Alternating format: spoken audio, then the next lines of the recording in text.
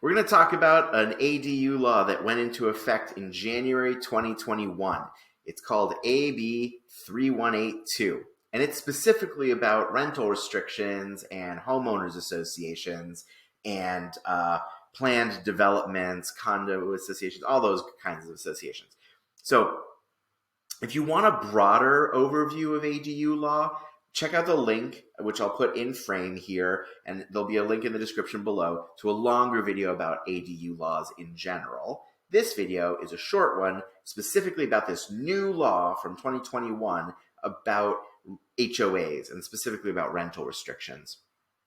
This is a very scandal. No, it's a nice showy graphic from Roseman Law. They're a law firm that represents some of the planned developments and HOAs, I believe. And so, they have a perspective on this, which I don't share because I think that they may have been involved in lobbying against this law.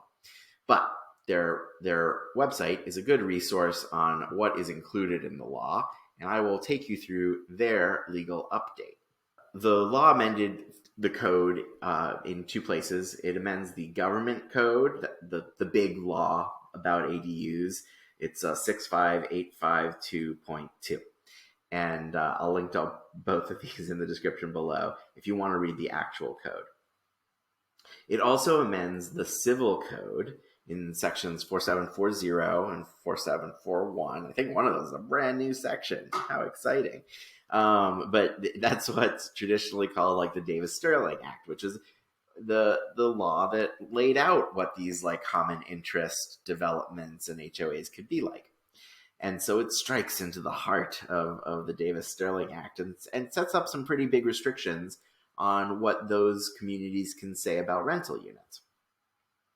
So specifically, there are a bunch of rules. It's very typical to find rules in an HOA about what percentage of the community can be rental properties. Also very commonly have rules around how long the term of the rental can be or should be. Like there might be a minimum 1 year rental term. And so after AB 3182 went into effect in January, it kind of made those restrictions a lot weaker. For one, HOAs are prohibited from enforcing restrictions that prohibit rentals that are at least 30 days long. So if you follow the rules and it's a 30-day or more rental, that's no longer short term, and so the state says that's okay. The HOA shouldn't be enforcing a rule that says, it has to be a year or 6 months or whatever. And then also, it can't cap the number of rental properties within a community to less than 25%. Furthermore, they specifically call out ADUs and JADUs as not being counted as separate interests. So they don't get subject to the rental cap or the 30-day rental minimum, although they do have a 30-day rental minimum as part of their own legislation. But that means that these associations don't have the authority to control the number of occupants in a residence if there's an ADU or JADU. Yeah. The bill also excludes any separate interest if the record owner lives there. So if it's owner occupied, then it doesn't count as a rental, which is interesting, like for shared roommates or tenants in that respect, even without an ADU. And all those rules went into effect in January. So if your HOA didn't update its non-complying ordinances or rules, then it's too late. It reverts to the state rules. That's my understanding anyway. I'm not a lawyer.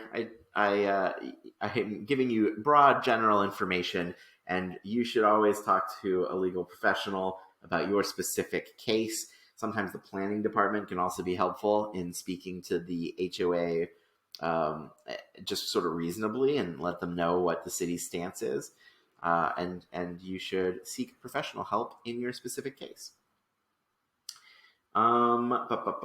So another piece of change is that it used to say, so existing law requires ministerial approval of an application for a building permit with residential or mixed use zone to create one accessory dwelling unit or one junior accessory dwelling unit per lot. Now, the bill instead requires the same thing for one accessory dwelling unit and one junior accessory dwelling unit. So they've removed that or, which could have been exclusive, or like, oh, you get one or the other. And they've made it an and, which means you get both. You can do both. That's a big change too.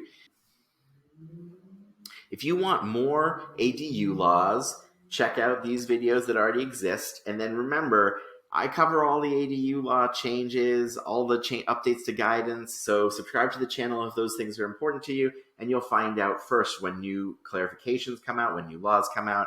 And I appreciate the support. Let's build some ADUs.